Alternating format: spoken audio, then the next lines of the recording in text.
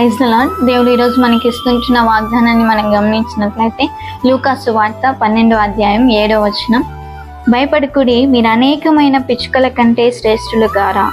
దేవుని నామానికి మహిమ కలుగును గాక. దేవుడు అంటున్నాడు, భయపడవద్దండి, మీరు అనేకమైన పిచ్చుకల కంటే శ్రేష్ఠులు అని.